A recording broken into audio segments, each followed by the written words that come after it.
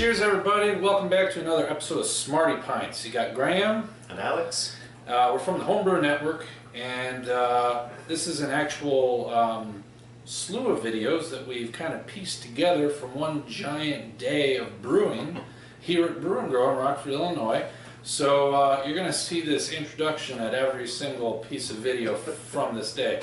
And Alex had a class on this particular day that are offered at Brew and Grow. Every single Brew and Grow has their own brewing classes. Tell us a little bit about it. Yeah, we offer a beginner's class where we go through just an extract kit, and then we offer an advanced class, is what you're about to see. It's an all-grain brew, start to finish, and that's what we offered. In this video you're about to see, we were doing a double IPA, and it actually pretty much maxed out the mash tun. You'll see a stuck mash and some other fun stuff. We crammed a little bit over 32 pounds of grain in that mash tun. Graham's texting while we're doing this. Yeah, it's my wife. You all know you have to text your wife back when they text you, otherwise you'll hear about it. Okay, so anyways, yeah, that mash was filled to the brim. Mm-hmm. But we got it under control. We did. Oh yeah, one thing to mention too, if you like the video and a class is something you'd like to do and you're in the Chicagoland or Wisconsin area, all 8 of our locations, they offer brew classes, $20 for beginner and $30 for advanced. And the beginner's class, when you take it, they offer a 20% off coupon off any brewing supplies you want to buy in the store that day, so it can pay for itself pretty quickly. Nice. I'm going to sign up for multiple beginner classes. I don't think you can only do it once though, can't you? I don't know. That might be a loophole. Oh. So, okay, well, here you go. Here's another snippet. Here's one of the snippets. More to come. Smarty Pints coming at you. Cheers.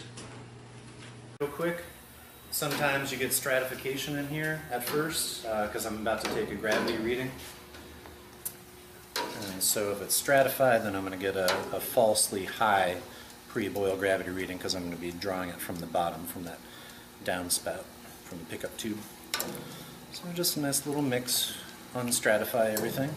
Stratifying, you mean the sugars or something? Exactly, yeah. So you'd have a higher gravity liquid at the bottom than you would at the top. So if I'm drawing it from the bottom, it's not an accurate representation of the whole.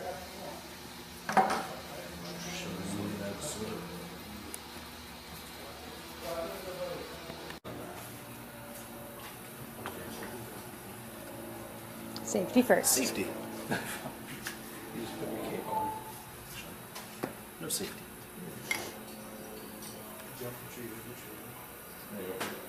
So I'm just opening this very, very slowly. That's rare.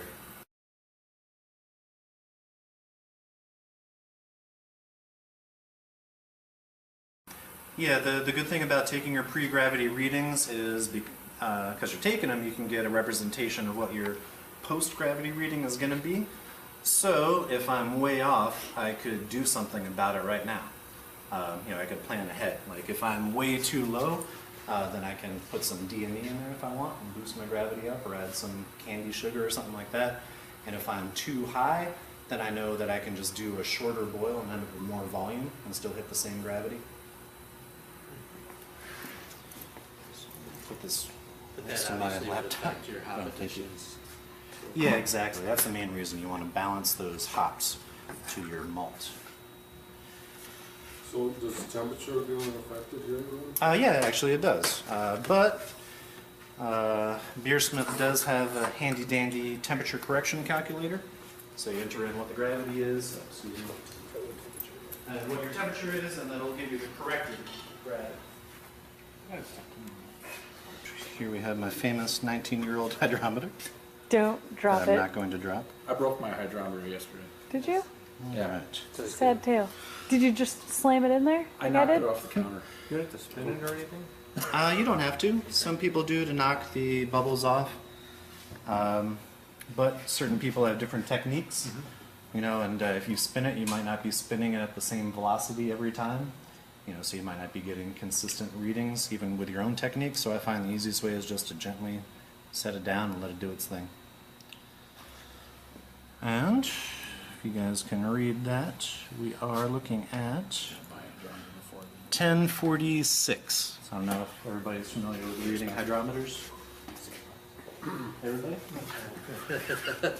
There's a guy on the Homebrew Network. His name is Gash Slug. He's an Aussie. He would probably be yelling at the computer screen or TV right now if he saw me do this.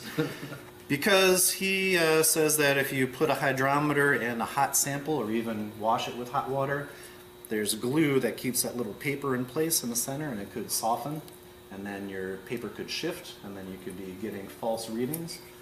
But yeah, I've been using this for hot samples for years and years and years, and this one's still calibrated perfectly for me, or the calibration checked. Way to calibrate your hydrometers is put them in distilled or deionized water at whatever the calibration temperature of that is, usually about 60, 70 degrees, and it should be reading 1.000. It has to be distilled water. Yeah, so there's no minerals or anything like that to throw off the reading. So we have a 1046. I'm going to figure out what temperature it is. Well, my son was concerned about the paper moving around and that. So we put it in water, but it was hard water. It wasn't distilled. It was close. Yeah, well, that's good. I don't know, they probably just have a different way of making them these days. Back in my day, they made those hydrometers a lot sturdier. If anybody saw our previous videos, they saw it's pretty resilient. I dropped it from very high up, and it hit the bottom very hard. You don't want to do that with most of them because it's going to be a much thinner glass, and that would have likely shattered the hydrometer. All right. So don't do what I do. That's why I Do as I say, not as I do, right? Exactly. That's why I do my tests in the brew. So if it breaks, I get all just- the glass in there. There you I go. like the extra glass. So is it 1046? Oh no, that's the wrong one. Where's my hydrometer? Here. Is there mercury in there as well? So measured 1046. I live on the wild side. The temperature is 158. Glendale Heights style. And so the corrected gravity is 1068. 1068. Yep. So And that's pre-boil. that's pre-boil. So break out my handy dandy calculator. What? Oh. It's like Berkeley. Yeah. 68. So yeah, the corrected reading, even though it was reading at 1046 for the temperature, the correction is 1068. So I'm going to take 68, those are my gravity points, and multiply them by 13 gallons, that's how many gallons are in there, equals 884 gravity points. Divide that by my final volume target, which is 10 gallons, and it says 88.4. So I should get a 1.088 original gravity, which is pretty good. We were aiming for a 1085. So I was figuring because of the high gravity, we'd get like a 70% efficiency. That's probably closer to like 72, 73. So yeah, not bad for a high gravity beer.